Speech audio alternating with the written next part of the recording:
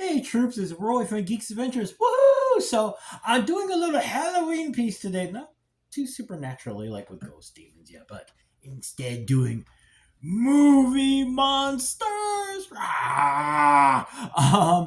This is not. If you're wondering, no, this isn't the umpteenth clickbait top 10. Yet. No, it's just these are movie monsters over the decades that I've enjoyed, stuff that I had fun with, um, stuff that just kind of influenced my storytelling. A lot of things influenced the way I look at movies. Just cool stuff. And it's not meant to, but actually, it does kind of end up being chronological order, actually. And if we're gonna start, let's start with the granddaddy of them all, Jaws. Dun dun dun. And if I'm smart, I'm gonna remember to put. I do believe I did a special about Jaws. I'll try and put the link if I did one. Anyway, I mean the film is a legend in so many ways. It's the birth of the modern blockbuster. The behind the scenes stories of the things that went wrong. Spielberg almost being fired. The fact that some of the cast really didn't like each just yeah the stories about the shark and how everything went wrong with the shark. And in the end, after all of that chaos and mayhem, it turned into one of the most. I mean, even now we still talk about this film, the influences, everything. The fact that you know what, we're still afraid to go into the water. Oh, and the fact too is that I mean, we've always known sharks were dangerous, yada yada yada. The ability of the film and horror films in general, really, to take something that we're familiar with. I mean, look at The Exorcist. Take a kid, and well, yeah, we know kids can be a challenge. And then this happens. Kind of the same thing with Jaws. After all this time, still one of the most amazing great horror movie monsters of all time. It's just a shark that happens to be the size of a boat. The next film. This is also an oldie. One that unfortunately I think we've forgotten because with CGI and everything. Is this classic Dragon Slayer? This is was it for 80? Yeah, this is from 1981. So this is old school. Yada yada yada. A wonderful film. But what really does steal the show is the dragon. Yes, we're looking at old school animatronics. We're looking at all the Ray Harryhausen tricks, incredibly done. That creates a creature of epic proportions. Yes, I know Smaug from the Hobbit CGI. All that stuff. And Benedict Cumberbatch is really cool doing the voice and all that. If it weren't for this movie, Smaug does not happen. At least not in that great glorifying way. Magnificent, gigantic, frightening, fire breathing, cool stuff. Next film, more contemporary. Predator. I remember actually seeing this with buddies of mine. In Syracuse, like during a weekend movie thing on a lark, because they're like, yeah, what the heck, we'll check it out. So fun, so fun. Um,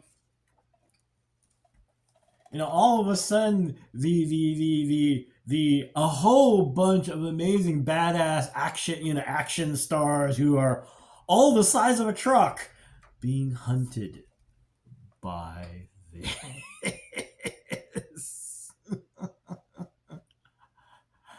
What do you do when one by one you're picked off by something that can see you and you can't see it and is hunting you kind of gleefully, actually?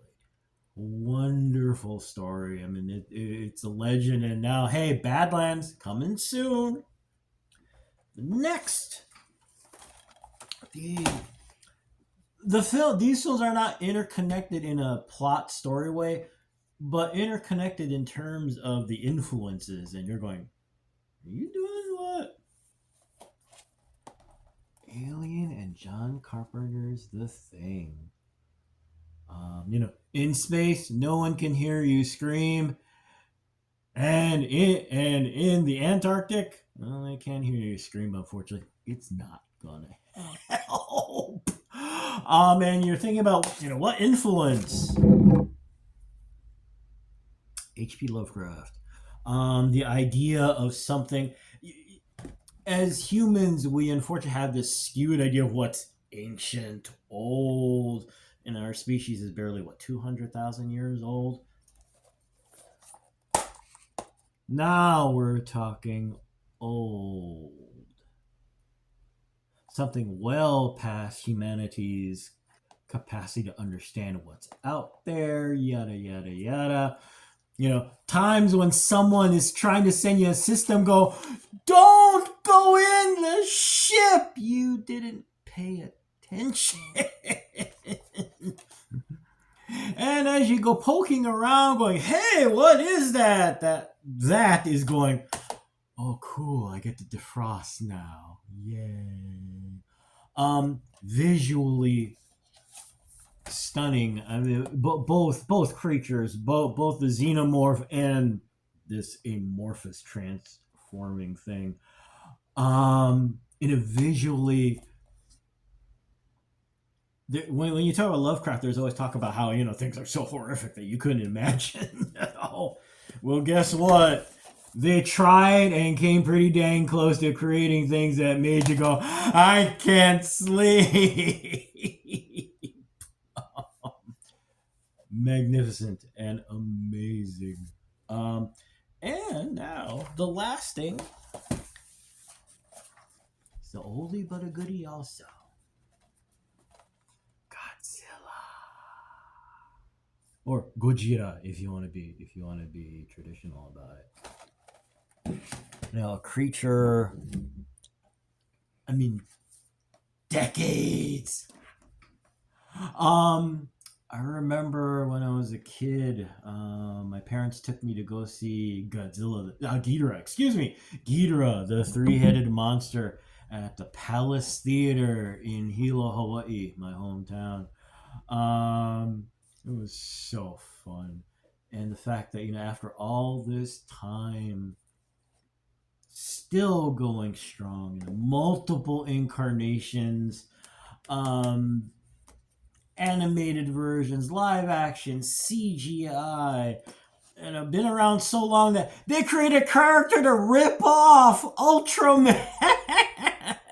Okay.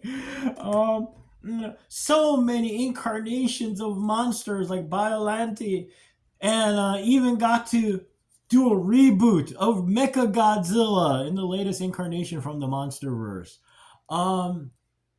And what is it? I think was it Godzilla versus Kong Supernova coming out next year or something like that.